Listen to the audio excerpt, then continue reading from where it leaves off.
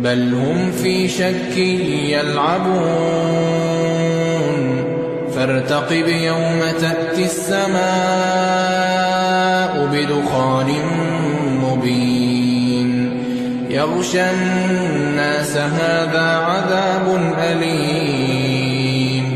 ربنا اكشف عنا العذاب إنا مؤمنون أنى لهم الذكرى وقد جاءهم رسول مبين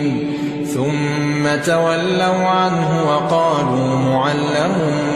مجنون إنا كاشف العذاب قليلا إنكم عائدون يوم نبطش البطشة الكبرى